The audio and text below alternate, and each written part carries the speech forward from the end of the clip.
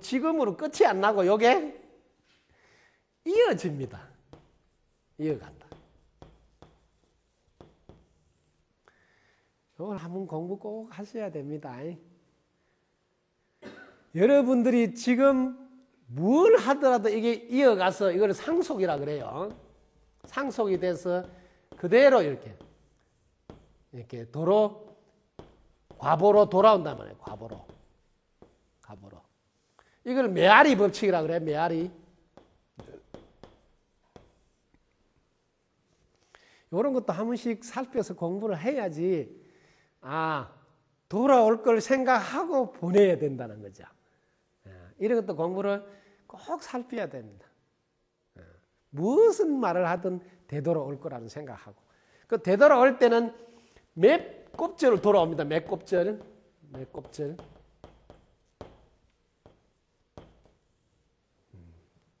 그래서 제가 이 세상은 이렇게 더하기 빼기가 아니다 그러죠. 더하기 빼기가 아니고 나누기 곱하기다. 이렇게 정리를 하라고 한 거예요.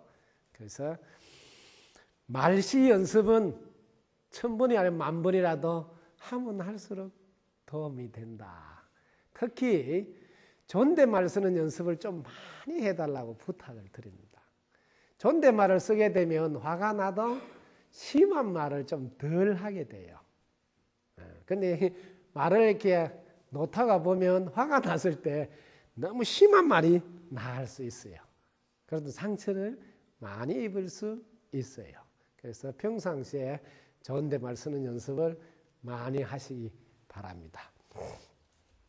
그 다음에 말을 가지고 여러분들이 잘 표현하면 이해가 빨라요. 그래서 이해가 빠를 수 있도록 표현하는 연습을 많이 하세요. 그럴 때는 연상법으로 표현해주면 이게 바로 매치가 돼서 빨리 이렇게 이해가 됩니다.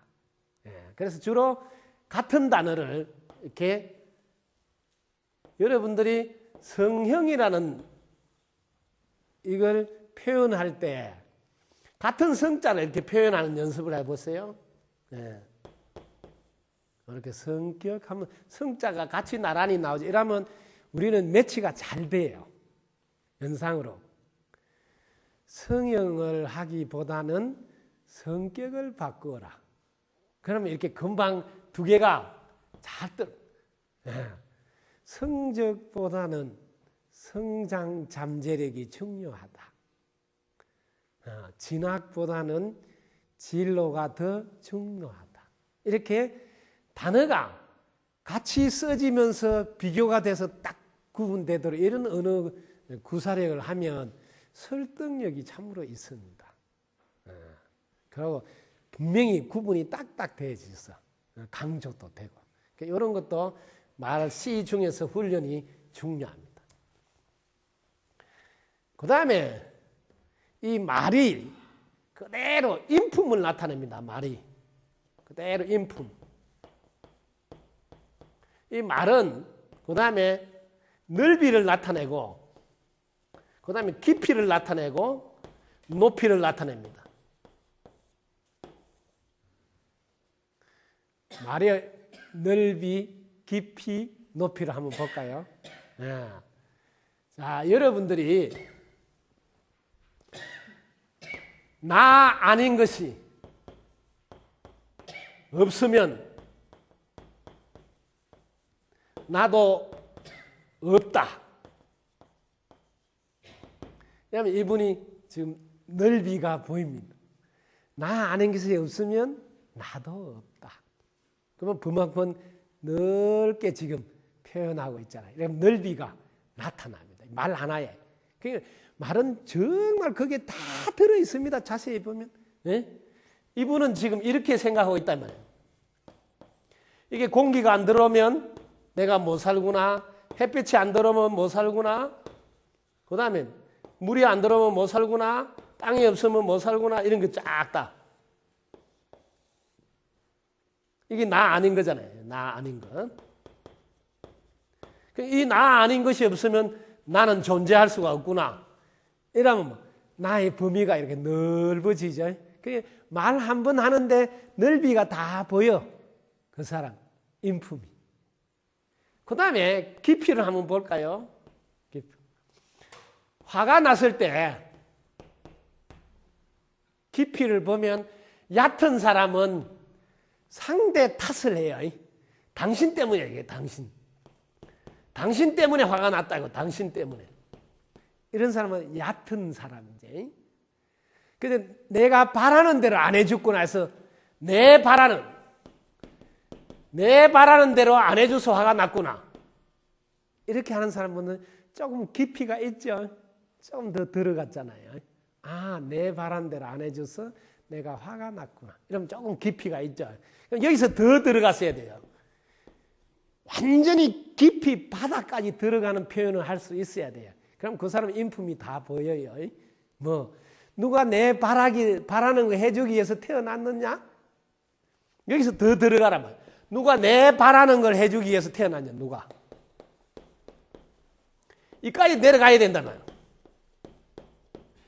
누가 내 바라는 걸 해주기 위해서 태어났느냐?